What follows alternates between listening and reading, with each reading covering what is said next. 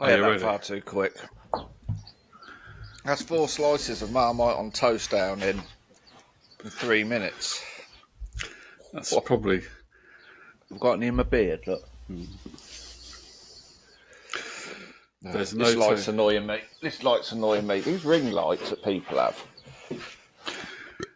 How's Oh, I just burped on it. how's my lighting? Well, Do you I look look? all blurry to me at the moment. I've just really dulled my mum. There we go. That's better. I do apologise, everybody. I've just eaten 4 slices of Marmite on toast in less than 3 minutes. Good day, viewer. Welcome to Full Record Jacket with Phil and Ben, the show where we talk about music in the most unscripted, unprofessional, and downright disorganised manner. But that's why some of you like us, isn't it? So, Ben, how you doing? I'm all right, Phil. I can't get on with this light. It's doing my head in. I'll just turn I'm mine all down. right. I'm good. How are you? I'm okay, thanks. I feel like I've got too much light on me. Hang on. I can hear the birds, though. You can tell spring's coming, can't you? I know. Is that better? I don't know. I feel a Yeah. bit. I feel a bit. People can put away the Smiths and all their doom and gloom music and start getting on some Jazzy Jeff and the Fresh Prince, etc. Yeah, maybe time for you to get the Beach Boys out soon. Go surfing safari. It's Let's go surfing now. Everybody's learning now. Come on and safari with me. how can you safari if you're surfing? I don't know actually how you could have. Not quite sure why they did a surfing safari. They did a surfing safari as well as going surfing USA. Aren't those two different types of things? Surfing, safari, that's not a Venn diagram. There's no cohesion between those two.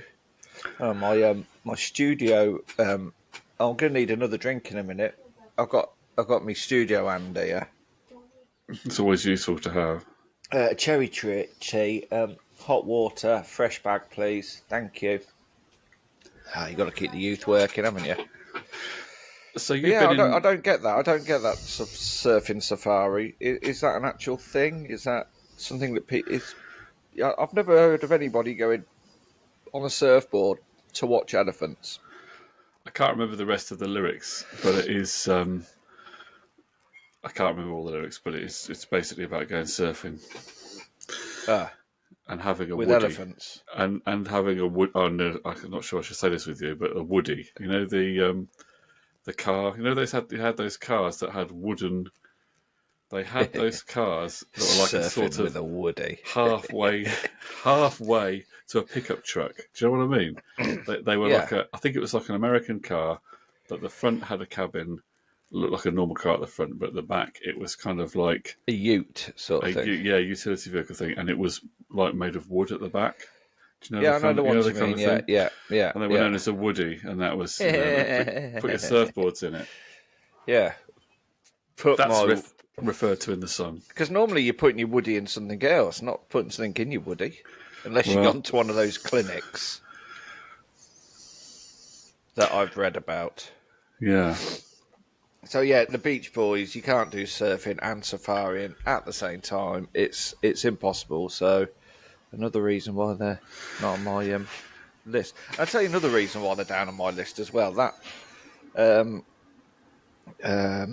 what's his name? What's the lead? What's his name? Brian. Brian Wilson. The Brian Wilson At My Piano album, which I thought was going to be really good, like an acoustic form of his greatest Well, hits. it is, isn't it? Yeah, it is. There's no singing. It's just him and his literally. Oh, thank you, office studio. Thank you. You're not getting paid for this, by the way. You just when I click my fingers, you need to come. Well, It's just his piano. It's literally lift music. yeah, exactly. That's what it says on the tin. It says Brian Wilson at my piano. I mean, and that's what you get, Brian Wilson at his piano. What else Yeah. did you want? Well, I wanted some. When I put it on, I was like, "There's something missing here." Just, basically, what he's done is he's done away with all the expensive bits and left you with the cheap bits.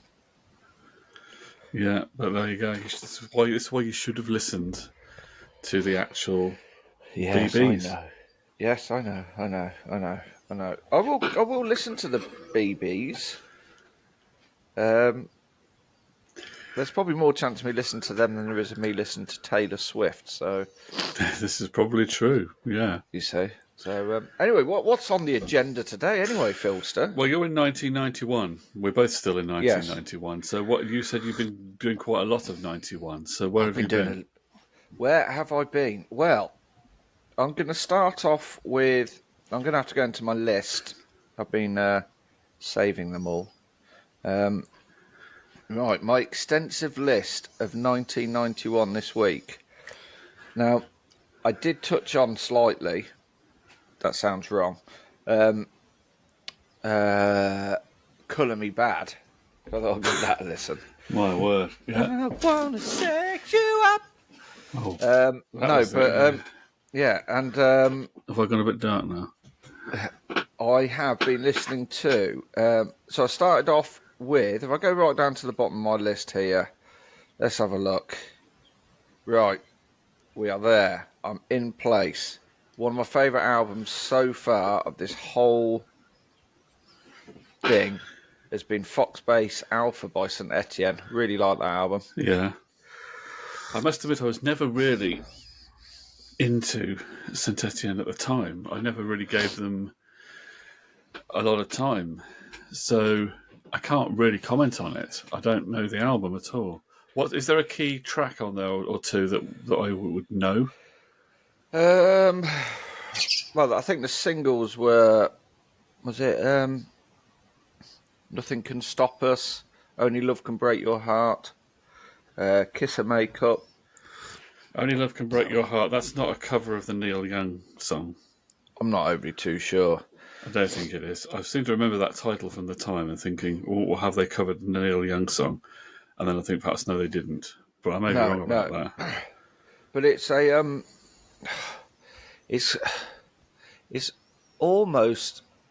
I'm not going to say it's sort of like almost like the gateway to trip hop, but it has got that very sort of clubby, housey sort of feel to it, but in a sort of independent sort of. I don't know what I'm trying to say here, Phil. But it's a very good album. I really, really enjoyed it. It's indie pop with a bit of sort of dance sort of flavours to it. It is a cover of the Neil Young song. Oh, it is? Yeah, Ah. it is. Actually, I'm going to bring the album up on here now. Foxbase Alpha, here we go. Maybe thinking about that, maybe I have heard that at the time, but I say I wasn't really... for some reason, I wasn't really tuned into them at that time. It is very... I've got to say, it is a really good album. It was on my list of things I wanted to listen to, but I wasn't going to be that bothered if I listened to it or not. And then when I listened to it, I was like, why haven't I listened to this before? It was on the list of nominees for the 92 Mercury Prize. Now, was it? And at the time, Sarah Cracknell was not fully part of the group. And as a result, she does not sing on Only Love Can Break Your Heart. That's sung by Moira Lambert. That's a different singer on that song. Well, that's blown my mind. That's blown your mind, hasn't it? Yeah. So I listened to Saint Etienne, and because I do like their mid-90s stuff, obviously they had She's on the Phone and She Wants to Go Home. That one. Do you remember that one? I'm having struggle to remember that. She's on the phone and she wants to go home. I've obviously got a blind spot for Saint Etienne. I don't. Oh, what are you playing at, Philster? I don't know. How did I not? How did I not really take much notice of them? I don't know. No. Well, I am guilty of that also, because I have also not taken that much notice of them until now. And obviously, I liked their singles when they came out in the mid-90s. But yeah, I've got to say, Foxbase Alpha is smashing the top 3 at the moment. It's in there, I think. It's in there. And it's a tough top 3 because the next one I listened to after that was De La Soul Is Dead. And I love De La Soul. I am a De La Soul-y. I just love the sort of happy vibe. I think I described it to somebody. It's been like being in a nice warm bath. Is the best way I can describe De La Soul, I think. But De La Soul is Dead. Obviously, the follow-up to 3 Foot High and Rising, which is what people used to say to you when you were 2 years old, wasn't it, Phil? No, Yeah. he's 3 foot high. But no, I really enjoyed De La Soul is Dead, and that is also one that is pushing my top 3 as well. I think. Have you listened to it yet? De La Soul is Dead. No, I haven't listened to De La Soul is Dead. I only know the 3 Feet High and Rising. Well, you need to listen to De La Soul is Dead. I think it's on a par with 3 Foot High and Rising. Okay. So I think it's up there. Then I went into Blue Line's Massive Attack, which I thought would challenge the top 3. But I don't think it is going to challenge my top 3. It's up there. It's very good. But I'm not sure it does enough to sort of... If I was a Massive Attack mega disciple, I'd be saying, "You really hurt me, baby." But I like what you did there, Philster. But I'm not a mega disciple of Massive Attack, so I can't say No, that with I any. think I prefer Mezzanine to Blue Lines, and I do really like Blue Lines, but it just felt like it needed to go somewhere, and it didn't quite get there, if that makes sense. But then again, I suppose that could be trip hop in a nutshell. It's because it's quite laid back, and it's got that sort of nice vibe to it. That's the idea, isn't it, of trip hop? Not that I'm a trip hop expert to any degree, but isn't it the idea that it's just kind of cool, vibey? Yeah, get in from a club and just put it on, and woo, man. Yeah. I always thought that was the idea of it, but maybe I'm wrong. Yeah. So Blue Line's Massive Attack. It's a challenger, but I don't think it's going to get into my top 3. I thought it was when I first. I thought, oh yeah, this because I remember loving it at the time. Well, not at the time, but later on. But that is a shoe-in for my top 3. Turns out it's not a shoe-in for my top 3. I think it's going to end up around 5, number 5. So I left Massive Attack, and I moved on to an album I should have listened to before.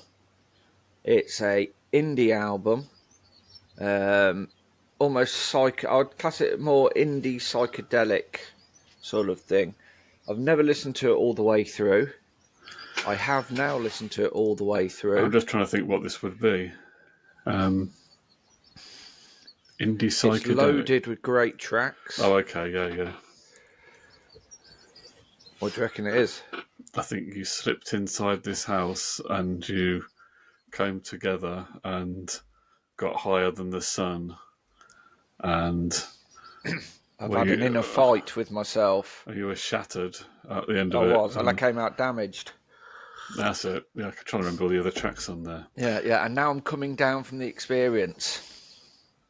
What's the one? What's the third? The first Don't track. Don't Fight It, Feel It. That's a good. Yeah, that's the one with the gospel singer on it. Yeah. That's it. Yeah. I don't know why I've never ever touched bass with Primal Scream and Screamadelica.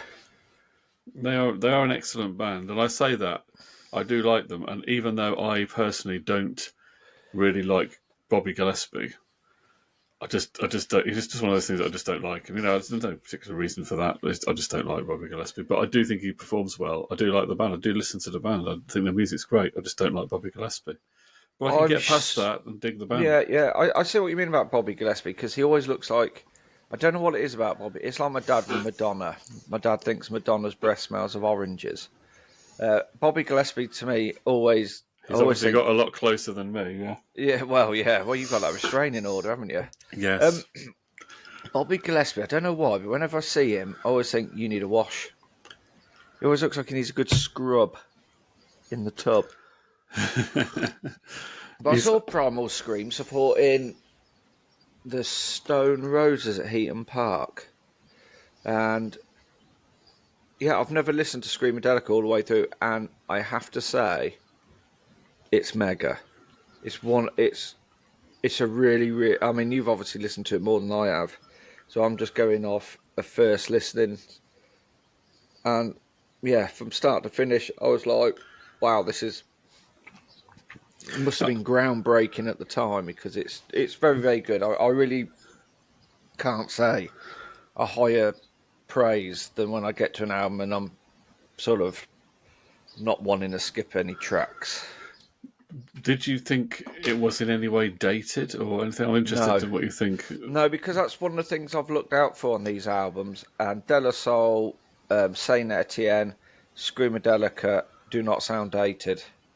Some albums you get, and you can tell by the production, etc., that it is dated. But no, it didn't sound dated at all. So I think Primal Scream, and I know we've only got 1 week left of 1991 before we, consign it to the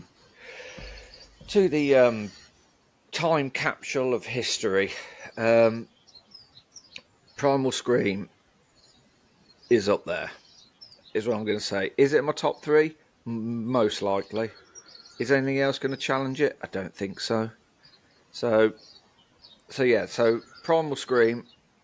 Why? Why has it taken me 33 years to listen to it all the way through? I tell you why, Phil. Because I'm an idiot, and I admit it.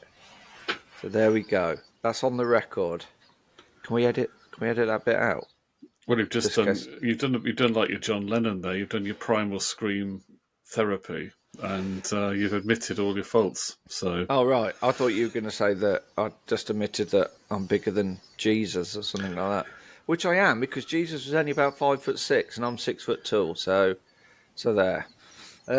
Anyway, next on my list was Loveless by My Bloody Valentine. oh yeah, I enjoyed it. I am trying my hardest to get into a bit of shoegazing. Um, I can see why people like it. I can understand why people like this album. It's quite, keep looking. The tip is keep looking downwards. yeah, yeah, That yeah, helps. Yeah. yes. So I'm messing with my guitar effect pedals. I I would say about it's. I think with all these shoegazing albums, they're very atmospheric. There's every ounce of air is filled with something quite hypnotic.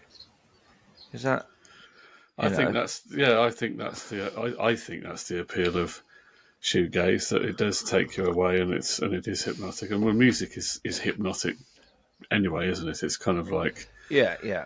You you almost know, don't have to be attached to it because it almost makes you feel detached to it by its nature. The fact that you can put it on and you could be listening to it but not listen to it at the same time. You could be your thoughts could run away with you. You're not necessarily because the vocals on shoegaze aren't always they're not renowned for being the clearest. So in the end, you're almost left with your own mind. Just a journey, man. Go through the journey. Ooh. yeah, So, you get so yeah, I into it. listened to Loveless, which probably wasn't the greatest gym album I've ever listened to because I was in the gym when I was listening to it. Yeah, it's Um, not really the choice for that, really. no, no, but That should have been that's when you where. were lying down afterwards, I think. Well, well, waiting for the defibrillator because I've done 3 whole floors on the step machine, Phil. So It's a long way up. does that mean you've gone like going up 3 floors on an apartment building? Yeah, yeah, yeah. Just three, I stopped at 2 of them for a break and a right? donut. Yeah, yeah. Anyway, we digress from my 1991 listening, and it gets more extensive because next on my list was Ned's Atomic Dustbin. Oh, interesting. Yeah, Yeah, the dual bass players of were they from Stourbridge or somewhere like that? Birmingham way, anyway, there weren't was they? something like that. Yeah, So yeah, so I listened to Godfather, and I was mildly surprised. I've got to say, because I always thought they were a little bit of a, because of the name, a bit like Carter, the Unstoppable Sex Machine. I've never given them too much mind because I always thought, oh, they're a bit of a joke band without actually listening to any of their stuff. Um, and yeah, even though it's not my thing, and I'd say the production on this one does sound slightly dated. Obviously, does sound some bits of it like it was done in a bin. Appropriately, then, yeah. Yes, yeah, but no, I enjoyed. It's not going to challenge my top three, but I think anybody who hasn't listened to it for the same reasons that I haven't listened to it should go out and listen to it, because I was really surprised. I was actually sort of like, another one that I should maybe have listened to a bit more instead of being put off by the name.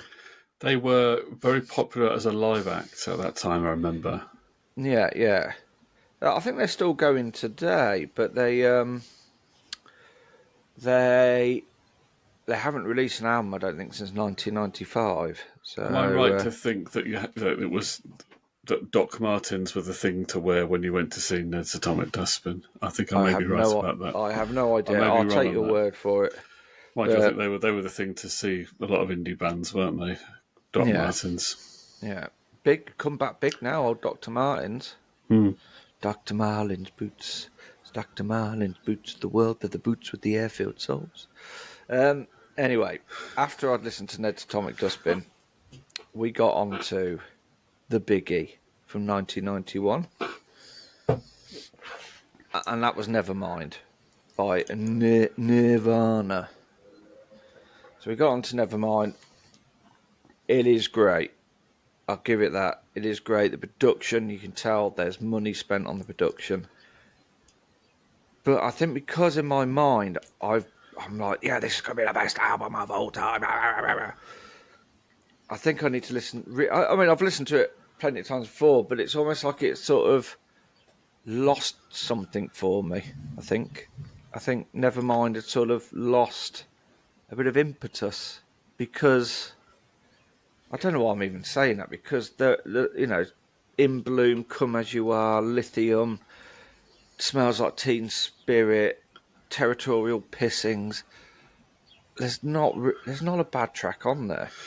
Yeah, no, I was never an all-in Nirvana super fan. Okay, I liked a lot of it, and obviously there's two ways you can look at Nirvana. One way is that there's the impact they had on music, particularly rock music at the time, and they swept away the hair metal bands and all that stuff. Yeah, yeah, There's that aspect of it, or you can just not. But let's not talk about the influence side of it. Let's just look at the actual music and the art of Kurt Cobain. Now I've heard a couple of people recently saying sort of disparaging things about Nirvana and particularly Kurt Cobain, and it's almost as if there's a kind of a backlash, because there was obviously after he died, there was the usual thing when a artist dies like that, they become, if anything, more popular. And of course, Nirvana have still got a big. It's like Jimi Hendrix. I think I always think of the parallel with Jimi Hendrix. That, do you remember in the 90s, Jimi Hendrix was big. I mean, they were selling a lot of Jimi Hendrix yeah, stuff in yeah, the 90s. He was regarded as a great artist, a great inspiration, particularly for guitarists. And Cobain and Nirvana, I mean, I've seen youngsters who clearly were not born at the time wearing Nirvana T-shirts yeah, for many years. And I know sometimes they buy these T-shirts for fashion, and maybe they're not listening to the actual band. Maybe the case with the Ramones and Guns N' Roses as well. But there's still, Nirvana is still listed on all these lists of albums and things, and they still seem to have a lot of respect. But there do seem to be some people kicking back and now trying to say Cobain wasn't as good as he was made out to be. yeah, My view is, although his stuff didn't totally chime with me to make me a mega fan and love him as an artist, as one of my very favourites, I do think he was great. yes, I I think do he as had well. I do think he had true greatness, Yeah, and I do think that. I mean, he said some quite. He was a bit of a purist, wasn't he, about the whole punk ethic and all that kind of thing, and he even regretted having Nevermind produced in the way that it was. And of course, after that, he went to Steve Albini for the next album to try and create something that was more raw and more within the punk aesthetic that yeah, he yeah. had in his head. And I think Something in the way. the I forgot that's success on there. of Nevermind and the fact that the band became so big and was appealing to people way beyond what he thought was his audience of people who understood him, clearly sent him a bit.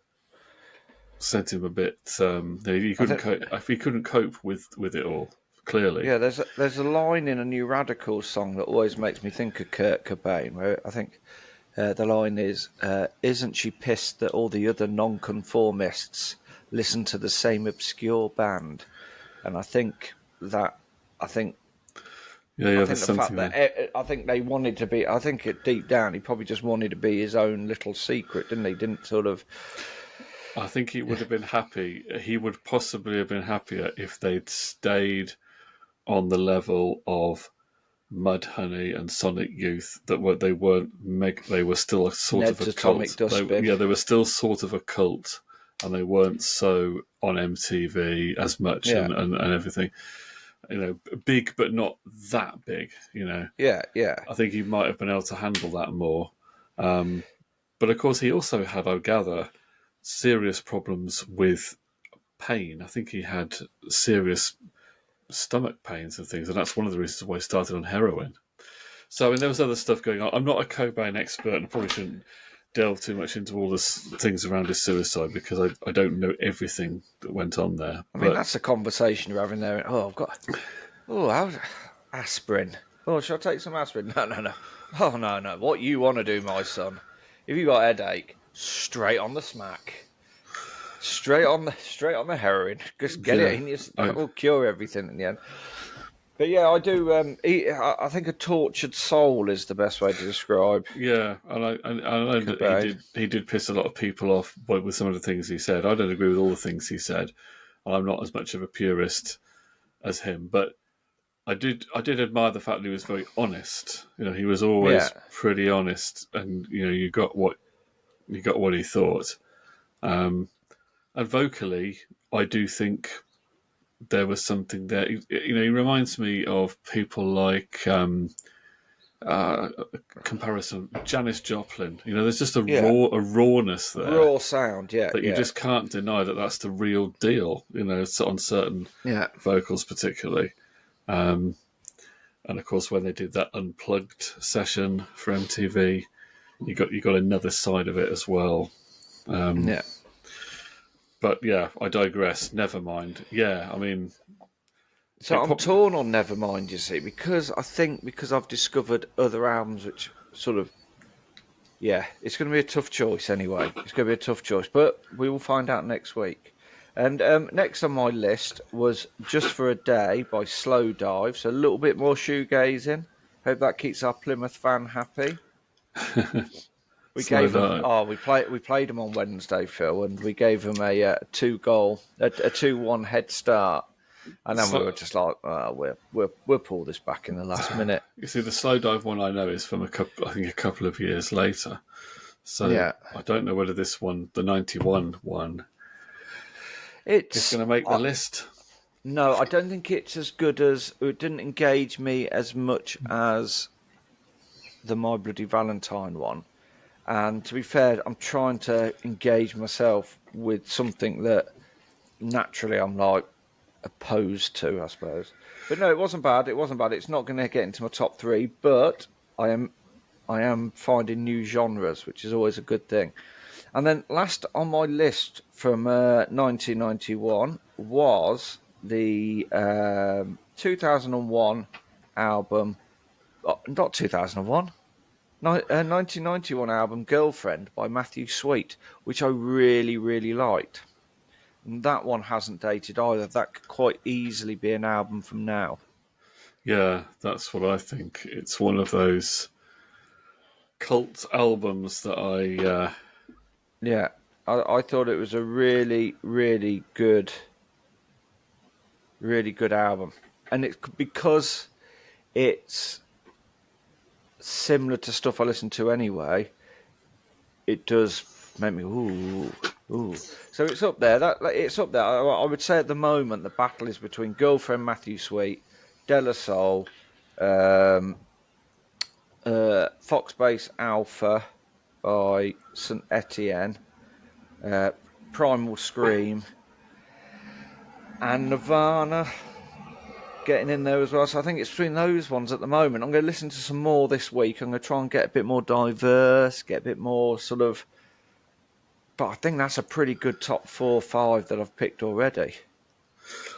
The Matthew Sweet album has a link to one of my favourite films of all time. Yeah. Do you know what that is? No. Well, Care Bears the movie?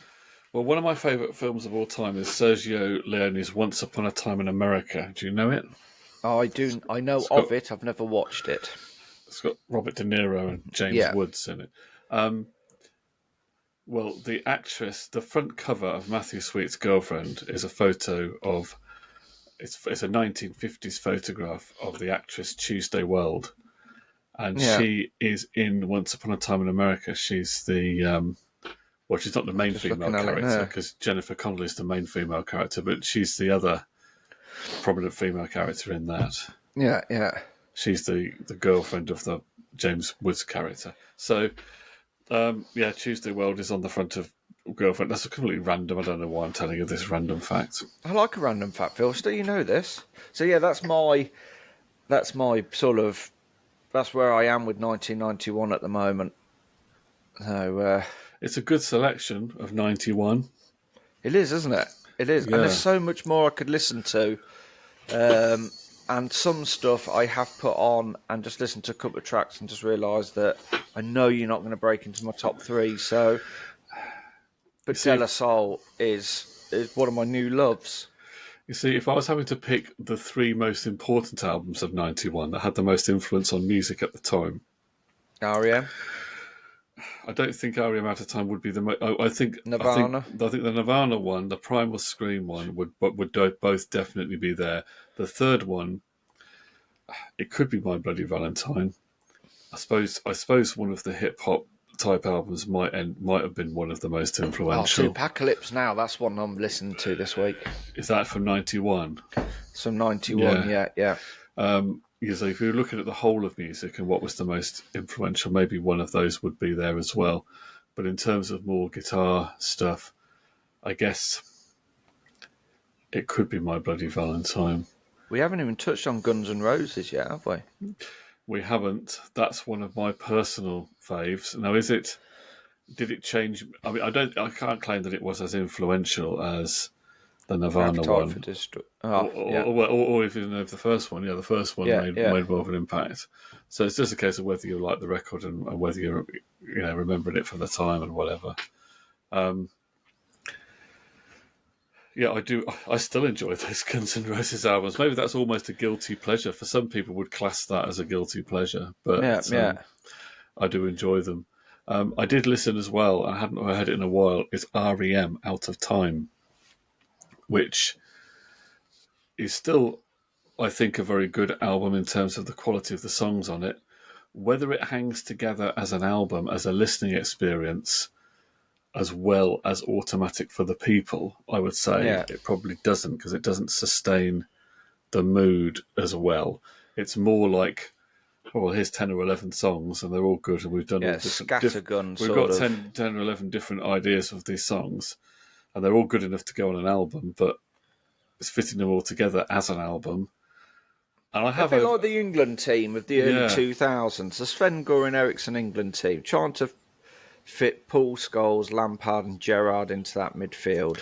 Well, it starts off with Radio Song, which has got the guest appearance by the rapper KRS-One, which is, it's okay. I quite like it. I don't know whether his rap really makes much. I always think maybe it would be better without him. But anyway, he raps at the end of the track as well. Maybe put some reggae in it. Yeah, so it ends with this guy, doing a rap on the R.E.M. track, and it's slightly funky-ish R.E.M. pop song. And then it goes into Losing My Religion, which is a kind of a weird transition. Yeah. But then I've tried to program the tracks in different orders to try and see whether I can make a better running order. Is it the unsolvable Rubik's It is kind Cube? of an unsolvable riddle, really, yeah. But there's great songs on there, from the country-style songs like Texarkana, and then there's a sort of those classic R.E.M. dark Michael Stipe being tortured songs like Country Feedback and Low, and then you've got Shiny Happy People and Shiny happy people. and there's some really interesting experimental ones like Belong, which is the one with the spoken word from Michael Stipe, and some nice acoustic songs like Half a World Away, which kind of pointed the way to where they would go with Automatic for the People. Yeah. And you get Katie Pearson of the B-52s on a couple of the songs as well. So there's quite a diversity on there. Yeah. I say I don't think I say the quality of the music is still as good to me as it was then. It doesn't feel dated at all. I think it's still as fresh as it was then. So I suppose it could still be a contender, out of time. It could have been a contender, man. Yeah. Well, we'll find out next week, won't we? We will. I'm trying to think what else would be on my list apart from ones that you've mentioned. I can't think of any others that would be... Prince, Diamond and Pearls, but I think you've mentioned that already. Yeah, you see, that's another album that I like. I mean, I'm not saying it's the best one. There are fans of Prince who are more disparaging about that period. It's, but they can never agree on anything anyway. But I enjoyed it at the time, and I still think it's enjoyable now. Yeah, it's got some great tracks on. Although it's quite a long album. It's one of those albums that suffers from the CD era. It's quite long. Maybe it's too long. You can make that argument, and it's a fair argument. But and then of course there's also another well-known act is U2, Achtung Baby. Oh yeah, I forgot about that. Which I still really like, and I know obviously U2 again, one of those bands that there are people who are never going to like them. But I do think this is one of their greatest achievements. I know it's been touted as their best album by a lot of people, and so some people will then try and say, actually, it's not the best album. We're going to come up with something else. But I do think it's one of their best achievements, and it does really work all the way through as an album. Yeah. 55 minutes, and I don't dislike anything on it. Yeah, I might have to listen to that then this week. Achtung Baby. I think I did listen to it recently when you got me listening to a bit of U2. It's a good one. To me, it's a nighttime album. It sounds better in the dark for some reason. The music's almost... People may say that about us and looking at us. There's something about it. It would sound even better if you're underground. If you could listen to that album underground, that would be the place to listen to it. Yeah, no, in a doing tunnel that silly or something. Cave. Oh no, I can't think of any worse. These people who climb into these little tiny caves. It doesn't appeal to me. Potholing. No, potholing. That's it. Yeah, I like to do things that puts my level of mortality in no worse a position than it currently is. That's my ethos as well. Yeah, especially being 6'3", getting into potholes is not my. That's not something I want to do. No, or into sort of small cars. Yeah, or portaloos, or ladies' shoes, or boxes of Weetabix. Don't do it. Don't do it at all. So, 1 week to go, Philster. That's 1991 so far.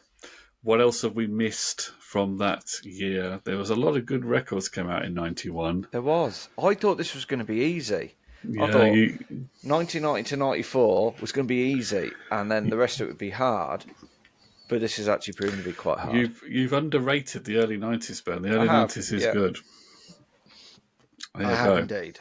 So, give us your thoughts. Tell us what album from the year 1991 should be under consideration. We'll come back with the final results quite soon. Thanks for watching.